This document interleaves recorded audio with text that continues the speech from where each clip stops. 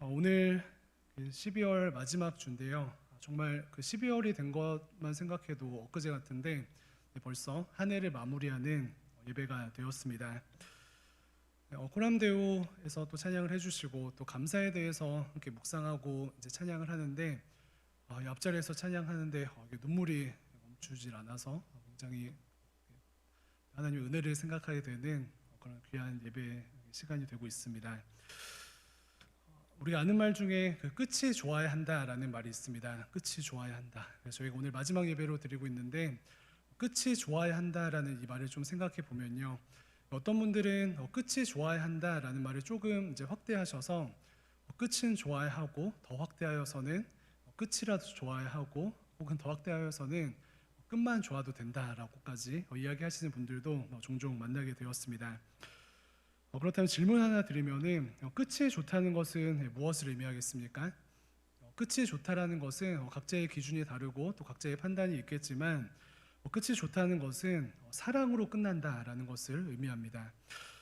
사랑으로 끝나는 것, 오늘 설교 제목처럼 사랑으로 매듭 짓는 것, 그것이 가장 좋은 끝이 아닌가라는 생각을 해보게 됩니다.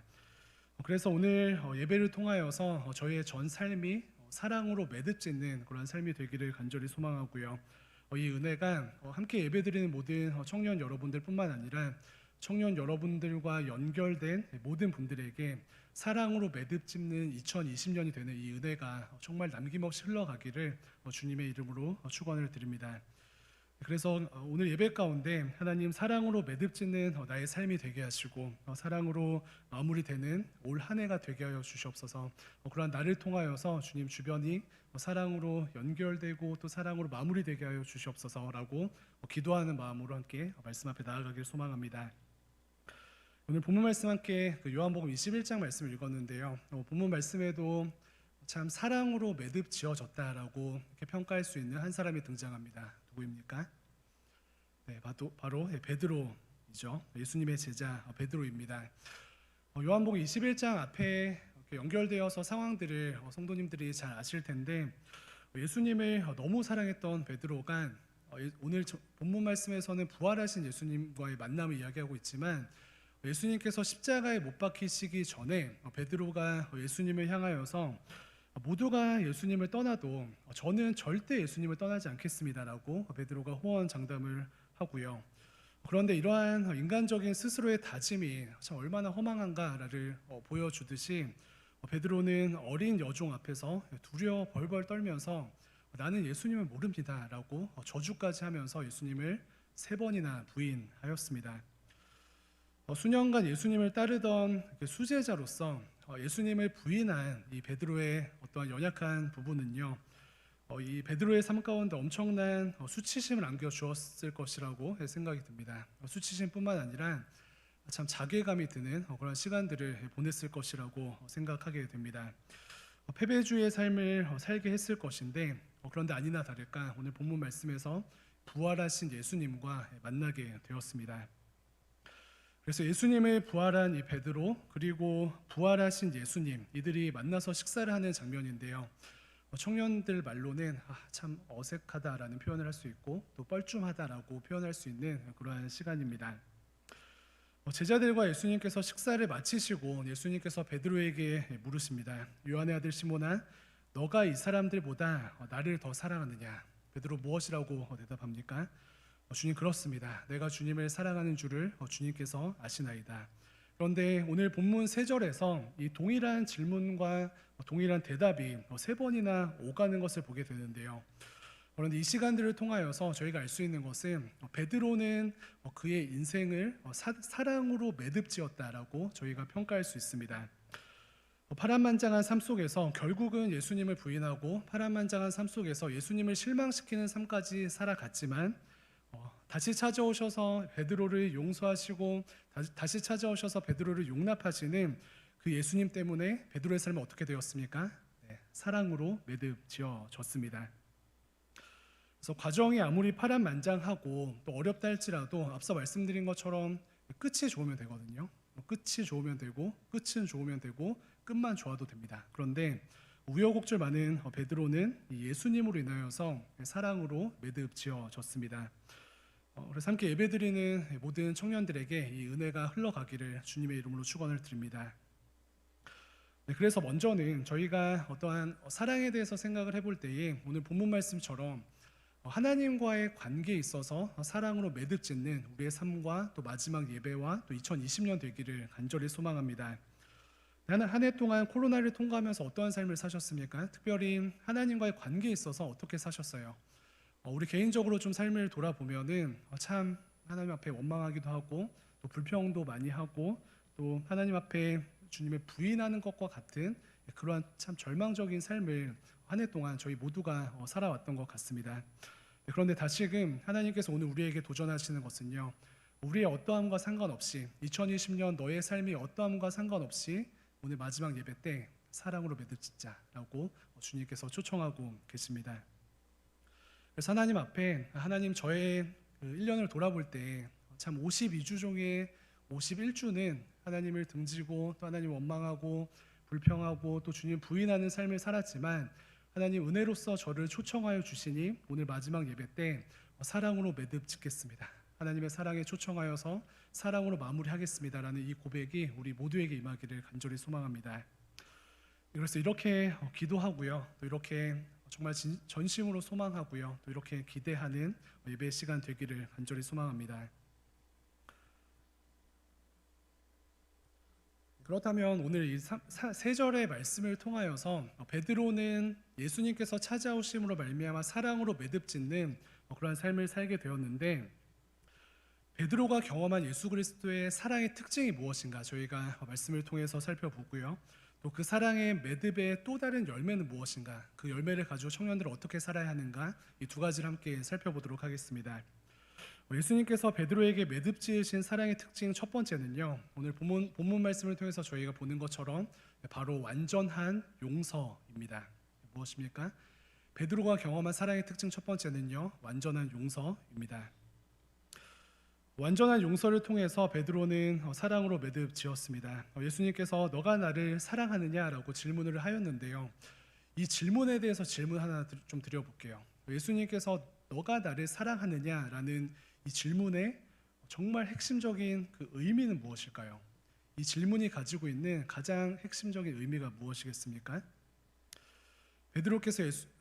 예수님께서 베드로에게 베드로야 너가 나를 사랑하느냐라고 질문하셨는데, 이 질문의 진짜 찐뜻은 무엇일까요? 진짜 베드로가 예수님을 사랑하는지 궁금해서 여쭤보셨겠습니까? 어떻습니까? 예수님께서 베드로야 너가 나를 사랑하느냐라고 질문하신 것은요, 사실 베드로야 내가 너를 엄청 사랑해 라는 예수님의 사랑의 표현입니다. 너가 나를 사랑하는데 왜 배신했냐라는 이런 식의 어떠한 질문이 아니시고요, 베드로야 너가 나를 사랑하느냐라는 예수님의 질문은요, 베드로야 내가 너를 엄청 사랑해, 내가 너를 너무 사랑해 라는 예수님의 사랑의 표현입니다. 세 번이나 물으셨다라는 것은 무엇을 의미합니까? 세 번이나 예수님께서 친히 확증하신 거예요. 베드로야 너가 나를 사랑하느냐, 즉 베드로야 내가 너를 엄청 사랑해, 베드로야 내가 너를 너무 사랑해 라는 주님의 말씀입니다. 연인들 사이에서 그 상대방의 사랑을 확인할 때가 있으시죠. 그럴 때 그 예수님께서 베드로에게 하셨던 질문을 좀 던질 때가 있는데요, 어떻습니까? 어떻게 질문하죠? 자기야 나 사랑해? 라고 질문을 하는데, 죄송합니다, 당신 나 사랑해? 라고 묻는데 당신 나 사랑해? 라고 묻는 진짜 이유가 무엇이에요? 진짜 사랑하는지, 이번 주는 사랑하는지 체크하고 다음 주는 사랑하는지 체크하고 또 매달 사랑하는지 체크하고, 그래서 차트를 만들려고 체크합니까? 네, 아니죠. 당신 나 사랑해라고 질문하는 그 질문의 찐뜻은 무엇입니까? 나는 당신을 진짜 사랑해, 나는 당신을 너무 사랑하고 너무 좋아하는데 그런데 당신은 어떻습니까? 라는 그러한 질문일 것입니다. 그래서 예수님께서 이 질문을 베드로에게 하심으로 예수님을 배신한 이 베드로를 향하여서 예수님께서 완전한 용서를 보여주셨어요. 완전한 용서를 보여주시고 너가 나를 사랑하느냐라는 이 질문을 세 번이나 던지심으로 예수님께서 베드로를 목숨 다해 사랑하신다는 것을 세 번이나 말씀하시면서 확증하셨어요. 그래서 베드로가 예수님을 배신한 것과 상관없이 예수님의 충만하신 이 용서의 은혜가 베드로에게 흘러가게 되었습니다. 결국은 무엇이에요? 사랑으로 매듭지었습니다. 네, 그런데 예수님의 사랑이요, 베드로를 향한 사랑일 뿐만 아니라 여기 계신 모든 청년분들, 또 온라인으로 함께 예배드리는 모든 청년분들을 향한 예수님의 사랑입니다. 2020년을 아쉬움과 허탈함 가운데 또 좌절과 후회 가운데 보내려고 하는 사랑하는 청년들 앞에 이 사랑이 있습니다. 그래서 우리 할 일은 무엇이냐면요, 이 음성 앞에 나아가는 것이에요. 이 음성 앞에 나아갑니다. 너가 나를 사랑하느냐? 우리의 이름을 넣어서 한번 질문해 볼까요? 주니야, 너가 나를 사랑하느냐? 예수님께서 물으시는데요. 다시금 주니야, 너가 나를 사랑하느냐? 이것을 의역하면 무엇이라고요? 번역하면 무엇이라고요? 주니야, 내가 너를 진짜 사랑해. 내가 너를 너무 사랑해. 라는 번역입니다. 음성 앞에 나아갑시다. 네, 다시 한번 한 해 동안 인간적인 모습으로는 치열한 코로나 앞에서 정말 나 자신에게도 실망을 많이 하고 또 주변에게도 실망을 많이 끼쳐드린 그러한 한 해가 될 수 있겠지만요. 그래서 하나님 앞에 좀 이렇게 뻔뻔하게 나가지 못하는 어색함이 있는 그러한 마지막 예배일 수 있지만요. 우리의 어떠한 상황과 감정과 우리의 행동과 상관없이 주님께서 초청하신 은혜는 무엇입니까? 사랑하는 주니야, 사랑으로 매듭짓자. 사랑하는 병준아, 사랑으로 매듭짓자. 사랑하는 진주야, 사랑으로 매듭짓자라고 주님께서 초청하시는 것입니다. 그래서 이 따뜻하면서도 치열한 과정을 통하여서 베드로는 진짜 회복을 경험하였습니다. 그래서 진짜 회복을 경험할 뿐만 아니라 힘을 얻고 마음의 담대함을 얻었는데요. 그리고 나서 저희가 성경 전체를 보니까 예수님의 이 용납하시고 용서하시는 사랑을 경험한 베드로의 이 어떠한 가치가 엄청 상승했거든요. 그래서 지난주에 보니까 손흥민 선수가 이제 몸값이 20% 올랐다라고 하면서 이제 막 언론에서 박수를 치는데, 예수 그리스도의 완전한 용서와 또 예수 그리스도의 완전한 사랑으로 매듭지어진 이 사랑을 경험한 베드로의 몸값은 비교할 수 없을 만큼 치솟았습니다. 20%만 올라도 저희가 박수치고 굉장히 감사한 삶을 살아가는데, 이 베드로의 가치, 베드로의 몸값은요 20%가 아니라 200%도 아니고 무제한으로 뛰었습니다. 왜 그렇습니까? 예수님께서 이 베드로를 향하여서 무제한적인 사랑과 용납과 용서를 보여주셨기 때문입니다. 네, 그 한 아프리카 지역에서 결혼하는 그 신부에게 그 소를 선물하는 어떠한 풍습이 있다고 합니다. 그래서 남편 되는 그 신랑 되는 사람이 결혼하는 신부에게 소를 선물하는 풍습이 있다고 합니다. 그래서 선물을 할 때 보통은 한 3마리 정도를 선물한다고 해요. 그래서 우물가에서 여인들이 어떤 좀 이런저런 이야기를 하고 잡담을 이렇게 떨 때에 어떤 여인이 결혼할 때 몇 마리 소를 잡았느냐가 굉장한 이슈라고 합니다. 그래서 평균적으로는 한 3마리 소를 받는다고 이야기를 하는데요. 3마리 소를 받는 평균의 값을 생각할 때에 결혼할 때 한 2마리 정도의 소를 받게 되면은 좀 아쉬워하고, 혹은 1마리의 소를 받게 되면은 조금 수치심을 느끼고, 한 4마리, 5마리 소를 받게 되면은 그 여인은 어깨에 힘을 주고 다닌다라고 전해지고 있습니다. 네, 그런데 그 지역에 린다라는 굉장히 평범한 여인이 있었습니다. 어찌 보면 좀 낮은 자존감과 또 여러 가지 열등감과 또 죄책감에 빠져 있는 그 여인이었는데요. 근데 어느 날 한 남자가 이 자매에게 완전히 빠져버렸습니다. 완전 매력에 빠져서 이렇게 헤어나오지를 못하고 있는데, 린다라는 그 존재 자체로 매일 감격하는 이 형제입니다. 그래서 형제는 린다라는 자매를 너무 사랑해서 프로포즈를 하고 결혼을 하기로 약속을 하였습니다. 린다를 너무 사랑한 이 청년이 이야기하기를 자신은 린다에게 너무 빠져서 린다의 환경 혹은 린다의 과거는 전혀 중요하지 않다라고 떠들고 다닙니다. 놀라운 일이 벌어졌는데, 청혼할 때 어떤 일이 벌어졌는지 아십니까? 이 청년이 사랑하는 린다에게 관습에 따라서 소를 선물하였는데 몇 마리를 선물하였을까요? 평균 3마리 소를 이제 선물하게 되는데, 린다에게 완전 빠져버린 이 청년은 소 15마리를 선물하였습니다. 결과는 무엇입니까? 린다는요, 이 동네에서 완전 슈퍼스타가 됐어요. 3마리, 4마리, 5마리만 소를 받아도 완전 어깨에 힘을 주고 자존감이 올라가는 상황인데 15마리라는 이 말도 안 되는 전무후무한 사랑과 또 은혜를 받게 되었습니다. 그런데 1년이 지나고 친구들이 린다의 집에 찾아갔는데 린다의 얼굴을 보니까 딴 사람이 되어 있는 거예요. 평범하고 눌려있고 좀 자존감이 낮았던 그 여인은 온데간데 없고 완전 사랑과 자신감과 또 은혜가 충만한 그 여인이 집에 있었습니다. 여러분들 어떻습니까? 오늘 본문 말씀의 이 베드로가 제가 방금 소개해드린 린다이고요. 저와 같은 연약한 목사가 린다이고요. 함께 예배드리는 여러분 모두가 린다입니다. 왜 그렇습니까? 예수 그리스도께서 십자가 위에서 죽으심으로 소리치셔요. 주니야 사랑한다. 소 15마리와는 전혀 비교할 수 없는 소 15,000마리와도 비교할 수 없는 무제한의 은혜를 가지신 하나님의 사랑을 십자가 위에서 우리에게 보여주셨기 때문에 우리는 이 이야기의 주인공이 되는 것입니다. 그래서 우리는 예수님 자리가 되었기 때문에요. 이 그리스도의 사랑을 품고 예수님의 사랑을 묵상하면서 참 쓸쓸할 수 있는 이 연말을 잘 보내는 저희 모두가 되었으면 좋겠습니다. 지지난 주인가요? 영국의 한 일간지에서 그 하루아침에 그 벼락부자가 된 여인을 소개하였습니다. 영국 브리스톨에 사는 그 아일린 마킨이라는 여성의 이야기인데요. 평범한 삶을 살고 있다가 하루아침에 정말 벼락부자가 되었습니다. 사진 하나 보여주시면은 이 마킨이라는 여인은 굉장히 평범한 집에 살고 있었는데 시가로 하면은 한 4억짜리 집에 살고 있었다고 합니다.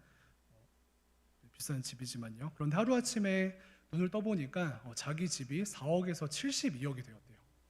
4억에서 72억 몇 배입니까? 거의 20배 가까이 되는 엄청난 이제 집값의 상승인데 왜 이렇게 집값이 뛰었는가 봤더니 이 벽에 그려진 이 벽화 때문에 그렇습니다. 그 얼굴 없는 화가라고 하는 뱅크시라는 화가가 있습니다. 아시는 분들도 계실 텐데요. 뱅크시라는 화가가 길을 지나가다가 이 마킨이라는 여인의 집 앞에 서서 새벽 2시부터 막 그림을 그리기 시작한 거예요.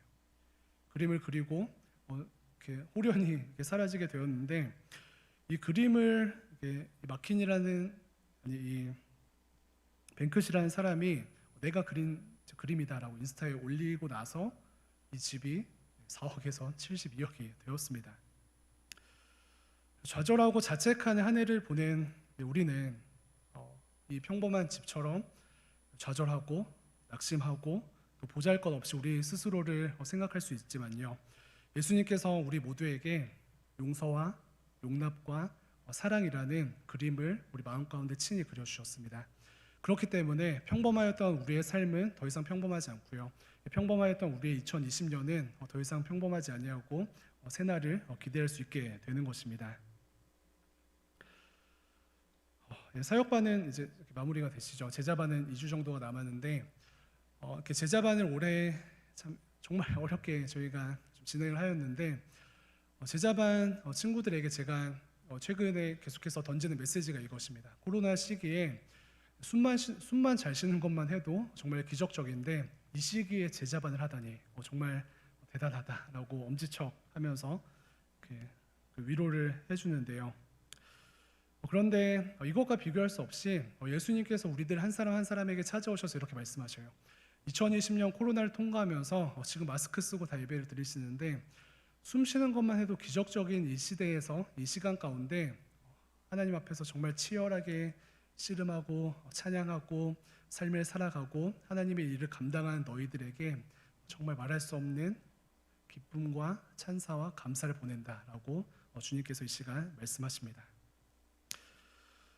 그래서 저희가 따뜻한 연말을 보내고 싶은데 따뜻한 연말을 보내는 비결은요, 사실 어떤 발열 네일을 입는다던가 히트텍을 입는다고 되는 것이 아니라 이 예수님의 사랑으로 매듭짓는 은혜 앞에 나오는 것이 따뜻한 연말을 맞이하는 비결이 되는 줄로 믿습니다. 그래서 예수님의 음성 앞에 나아가시길 바라요. 우리의 이름을 넣어서 누구야, 수고했다, 괜찮다, 위로한다, 너무 수고했다, 잘했다, 엄지척이다, 이 음성 앞에 나아갑시다. 그렇다면 마지막으로 예수님의 이 용납과 또 용서의 그림이 그려진 청년들에게 요구되는 미션 한 가지가 있는데요. 그것은 내가 받은 사랑과 용서와 용납을 다른 사람들에게 흘러가게 하는 것입니다. 우리가 받은, 우리가 그림받은, 그려진 바된 예수 그리스도의 용서와 사랑과 용납을요, 다른 사람들에게 전달하고 다른 사람들에게 그려주는 것이에요. 그래서 그들의 가치가 평범하였지만 우리들의 사랑과 용납과 용서를 통하여서 그들이 존귀하게 되는 이 은혜를 우리가 감당해야 하는 줄로 믿습니다. 동일하게 예수님께서 베드로 만나고 3번 어떠한 요청을 하셨는데요. 말씀을 통해서 무엇을 요청하셨는지 보셨습니까? 너가 나를 사랑하느냐? 이 질문을 하심과 동시에 예수님께서 베드로에게 요청하신 것은요, 사랑하는 베드로야, 양을 좀 맡아줄래? 사랑하는 베드로야, 양을 좀 보살펴줄래? 사랑하는 베드로야, 내 양을 좀 사랑해줄래? 라는 그런 부탁을 하셨습니다. 베드로야, 너가 나를 사랑하느냐? 네, 주님, 제가 당신을 사랑합니다. 그렇다면 내 양을 먹이라, 내 양을 치라, 내 양을 먹이라. 이렇게 3번 말씀하셨어요. 그래서 오늘 설교의 결론은 무엇입니까? 사랑받은 그대여 주변을 사랑하라. 용납받은 그대여 주변을 용납하라. 예수님께 사랑으로 매듭 지어진 그대여 주변을 예수님의 사랑으로 매듭 지으라라는 것이 설교의 결론입니다.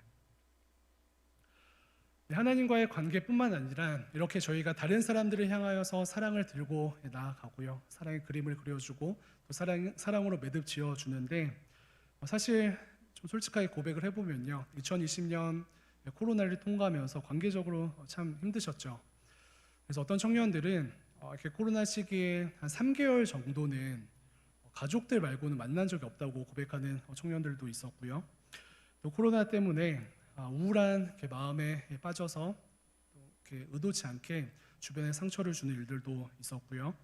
또 코로나 때문에 상황이 어렵게 되니까 예민해져서 가족들과 또 친척들과 또 친구들과 또 직장 동료들과 다투는 일도 많았습니다. 그런데 오늘 저희가 이 51주의 삶을 좀 뒤로 하고 무엇을 결정합니까? 사랑으로 매듭 짓기를 결정하기를 소망합니다. 예수님께서 참 소망 없는 또 정죄 받아야 할 베드로에게 찾아가셔서 용서하시고 용납하시고 사랑으로 매듭 지어주신 것처럼, 예수님께서 용서받을 수 없는 저희들에게 찾아오셔서 용서를 선포하시고 또 용납을 선포하시고 사랑으로 매듭 지어주신 것처럼 우리가 할 일은요, 다른 사람들에게 찾아가서요, 용서의 그림을 그리시고 또 용납의 그림을 그리시고요, 사랑의 그림을 그리시면서 사랑으로 매듭 짓는 것입니다.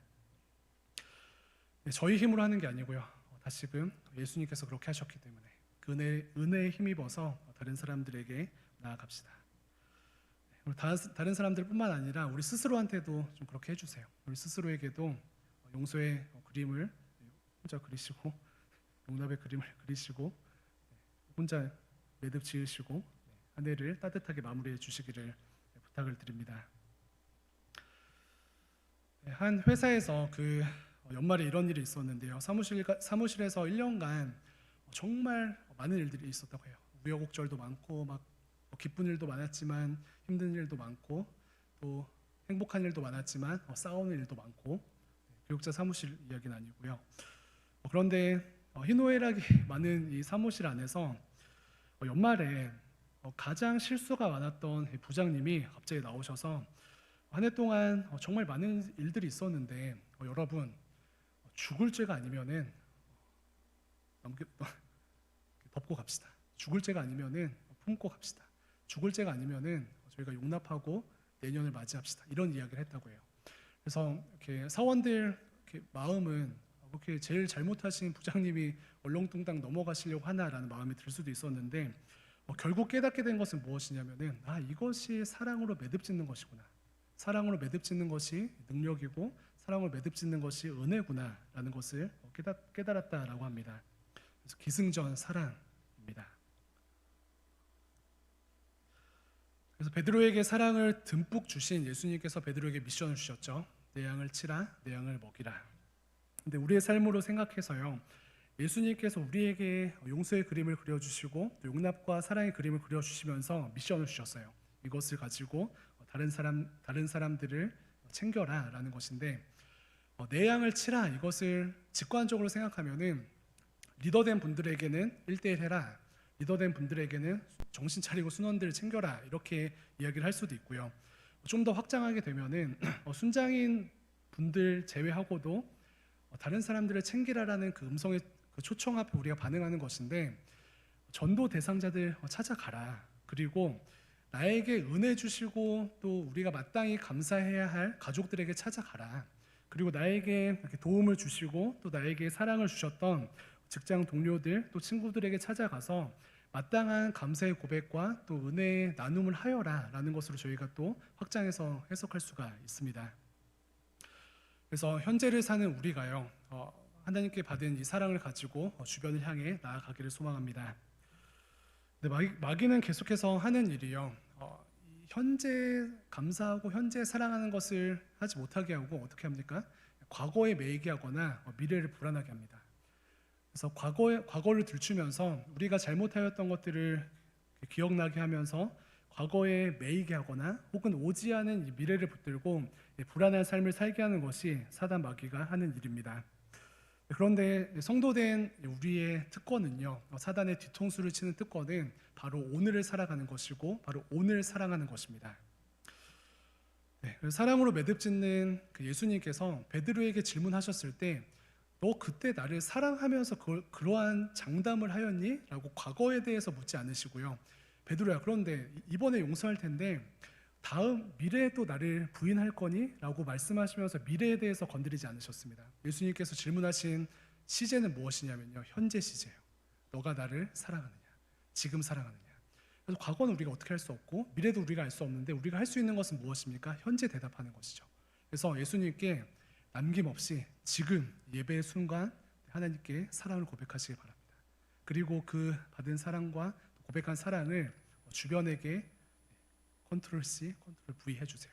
그러면은 과거에 묶으려고 하는 사단의 결박으로부터 우리가 풀려지고 또 미래를 불안하게 하는 사단의 결박으로부터 풀려지고 오늘을 살게 될 줄로 믿습니다. 그렇게 될 때에 오늘 사랑할 수 있는 이 은혜와 이 능력이 이 모든 청년분들에게 또 함께 예배드리시는 모든 분들에게 임하게 될 줄로 믿습니다. 마지막으로 사진 하나만 더 보여주시면요, 프라하의 그 까르르교에 있는 유명한 그 동상이죠. 이 동상이 왜 유명하냐면은 이 개를 만지면은 소원이 이루어진대요. 그래서 사람들이 동전 던지듯이 이 강아지를 만지면서 소원을 이렇게 많이 빌어서 이 강아지가 이렇게 색이 벗겨졌습니다. 원래는 이 기사와 또 벽과 같은 검은색이었는데요, 많이 만져서 칠이 벗겨져서 빛이 날 정도로 달아버렸습니다. 그런데 이 작품을 보면서 저는 좀 이렇게 해석을 했는데요, 우리의 사랑이 누군가를 빛나게 한다라는 그러한 해석입니다. 만지고 관심 갖는 이 사랑을 통하여서 상대방을 빛나게 하는 것이죠. 이게 무엇입니까? 사랑의 손을 가지고 사랑으로 매듭지으라.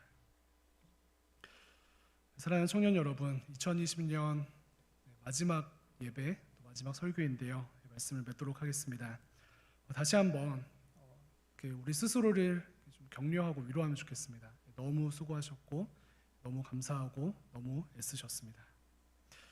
한 해를 마무리하면서 붙들 것 한 가지를 좀 기억해 보면 좋겠는데요, 한 해를 마무리하면서 정말 여러 가지 것을 붙들어야 할 것들이 생각이 나지만 오늘 요한복음 21장 말씀 앞에 나아가면서 사랑을 붙드는 청년분들 되시기를 축복드립니다. 사랑을 붙들고 사랑으로 매듭 지읍시다. 예수님께서 베드로에게 그렇게 하신 것처럼 저희들에게 찾아오셔서 초청하십니다. 사랑으로 매듭 짓자고 초청하십니다.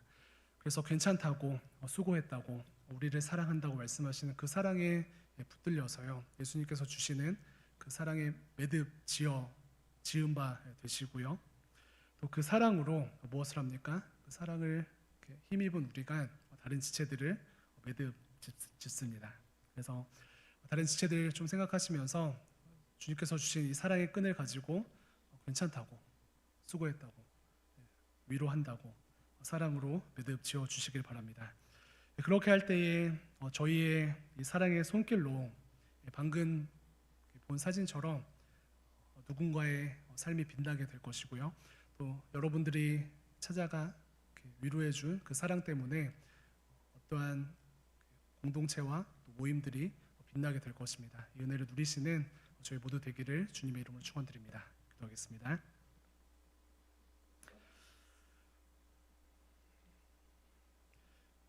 하나님이 공고한 시대 가운데 정말 돌아보니 벌써 한 해가 마무리되고 있습니다.